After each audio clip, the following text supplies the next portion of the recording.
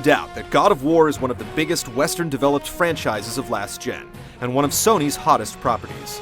We've seen various games make the jump from console to portable with various degrees of success, but now, developer Ready at Dawn, which cut its teeth on the excellent Daxter, is ready to present what could be the shining jewel for the PSP, God of War: Chains of Olympus.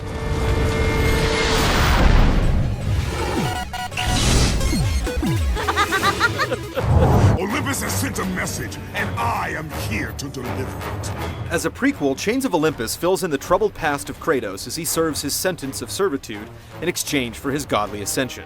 Through books, glimpses of the gods, and plentiful but quick cutscenes, a narrative is carved through the dreamscapes of Morpheus, the halls of Tartarus, and across the river Styx.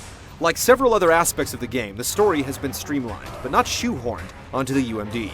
It never drags on or forgets itself, and it continuously tantalizes with twists and turns, making the game difficult to put down. Not as fortified in Greek myths as God of War 2, there are still plenty to wade through. For all of its blockbuster intent, though, it can get melodramatic at times. Almost every line Kratos delivers is a guttural bellow, and some of the emotional attempts come off as sappy. Who would release such evil?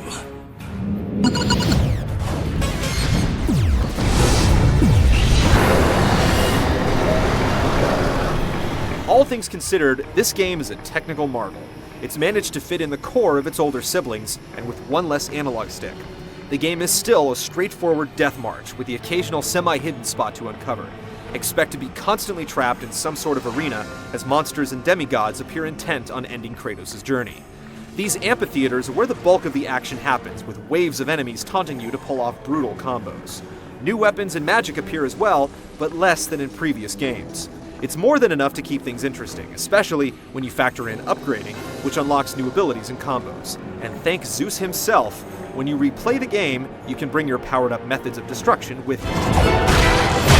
Occasionally punctuated with a 30-second brain teaser, this isn't one of Kratos' more cerebral outings, but the puzzles are all fair and fun. Video game conventions like invisible walls are a little too prevalent, but appropriately huge bosses are evenly spread throughout, even if they're not as awe-inspiring as the Hydra or the Colossus. It's not as revolutionary as God of War 2, but it's refined the essence of the series for a near-perfect portable play, with plenty of save spots and an intelligent camera that doesn't need you to man it with a second stick.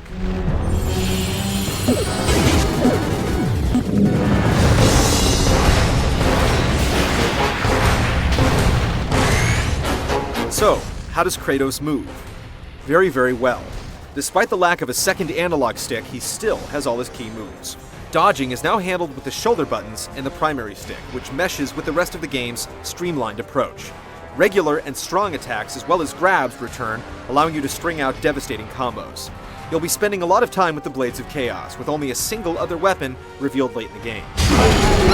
Likewise, magic has its purpose in place and can really help out in the harder difficulties, but it's generally a second-class citizen to the Blades. Make no mistake, simple doesn't mean easy in Chains of Olympus. It continuously tests your skills, with scenarios that may seem impossible on the first go. Quicktime events return, giving bigger enemies close-quarter death scenes, making doors harder to open, and occasionally getting you out of a tight situation.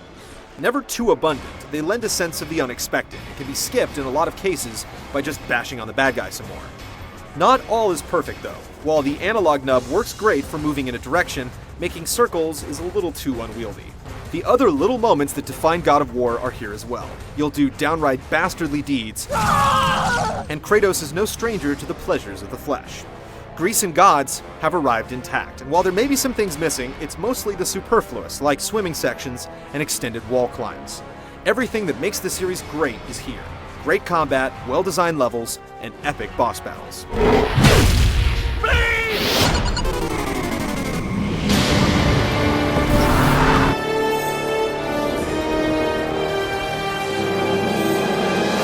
The gushing continues, with the game featuring production values through the roof. The cutscenes and gameplay take advantage of the widescreen display to the utmost degree. Backgrounds are detailed, character animations are super fluid, and there's no sparing the details, from the subtle glows to the beautiful boss battles. There is occasional screen tearing, but it's a mere blemish on an otherwise peerless visual package. The sound work is also top tier and should be played with headphones to get the best out of the stereo savagery. Where are your gods now, Kratos? Load times are quick, rounding off a complete package that other developers will be trying to top for quite some time. This time I will not be so merciful.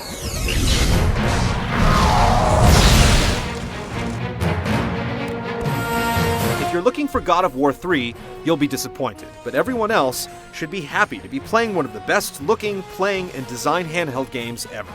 This is the top shelf of gaming on the go. What other game can offer a menage a trois on a bus?